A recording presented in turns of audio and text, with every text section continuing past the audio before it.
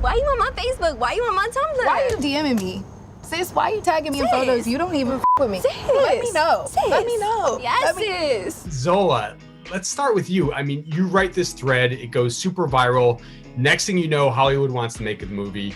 I mean, what kind of whirlwind was that for you? And how did you react specifically to the concept of turning this personal story into a movie? I guess in the moment, I didn't even realize I was doing something major. I was just talking the way that I always talk. And so it was a bit of a shock. So I'm like, out of all the crazy shit I've told y'all, this is what, but I mean, I guess so. I took my time. I was really patient in deciding who and the what's of the project. And then after the attention kind of started to die down a little bit for a while in between production time, I think that's when I wrapped my head around the fact like, okay, this is a thing. This is what we're doing. And, you know, now I'm just ready for everybody to see it. It just spoke to me.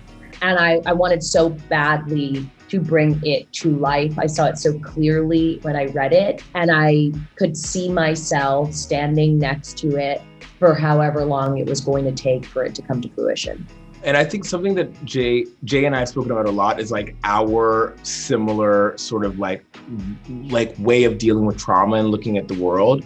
And that was something that was a part of our friendship before we even knew that we both had a love of Asia's story in common. But then when we met Zola and Janixa got offered the script and she wanted me to work on it with her, I was like, oh my God, this is the perfect encapsulation of all three of our personalities in one story. The initial script that I got wasn't the one that we are talking about today. So at first I thought it was sexist and racist and a bit insensitive. It didn't sound like this at all. So at first I was like, why are we telling this story? And then I read the tweets and I was like, oh, this is like, okay, this is a movie. The script was so incredible. It's one of the best scripts I've ever read. It felt like a play. And it felt like, you know, these monologues were so well written, and the scenes were, the description, the way it was written, it was just amazing. Well, I first read the script and I thought it was one of the most incredible scripts I've ever read. The first 5 pages, I was like, whoa, the language, even the stage directions were like, just like you can chew into, and they have wit and humor. And I thought, this is incredible.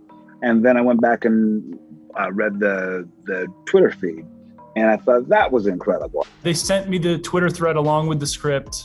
I read the Twitter thread first. It makes sense that it's the first movie based on a Twitter thread. It's just got so many twists and turns and gaspy moments. You're like, oh my God, and that's happening, and then that. And, you know, it feels so real how she's experiencing it. Zola, what would you say were the most important aspects for you that these guys got right as they adapted your story for the screen? My thing was just not changing my story, you know?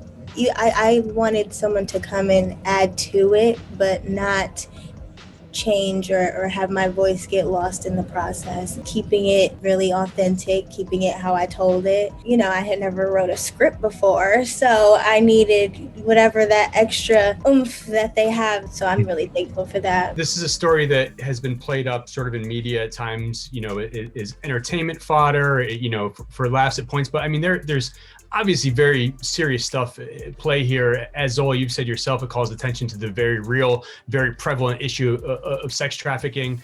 Janixa and Jeremy, how important was that aspect of this project for you two? I think what's really brilliant is that because there is so much humor, because she's leading with humor as she is exorcising and processing the trauma, that when you walk out of the film or once you process the thread, that to be able to engage with the subject matter, which is sex work, which is sex trafficking, I think it actually brings you closer as audience. Specifically about this story by Asia is that I think people were guffawing about it all over Twitter. And it wasn't until a week later that they were like, wait a second, did I just laugh at a sex trafficking comedy?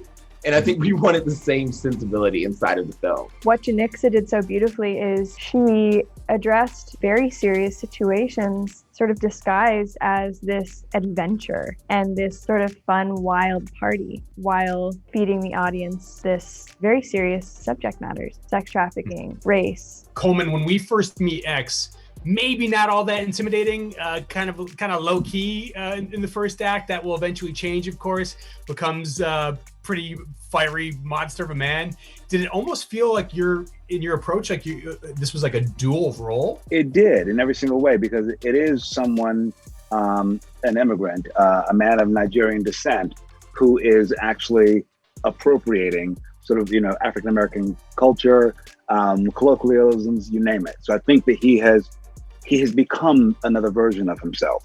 But then that other part just slips right out. Derek, poor Derek. Let's talk about him for a second. Nicholas, where did you look for inspiration for this guy? I read the script. He speaks in a certain way. He, interacts with Stephanie in a very desperate way. So the script told me a lot about kind of a fake swagger.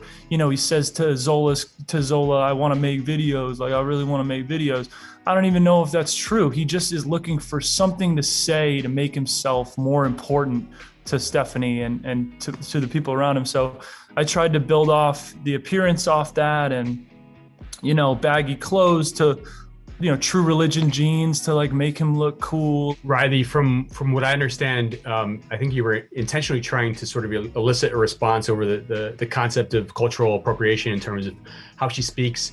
Can you talk about that and sort of like where you drew inspiration? Yeah, I mean, that was sort of always something that I understood from reading the script that Janixa wanted to do, was make this character an extremely inappropriate demon, and we discussed what that would look like and the accent, how far to go with it. I did dialect coaching, and she wanted to really push it as far as we could in terms of all the hairstyles, the words she used, the way she spoke, just making it as offensive as possible.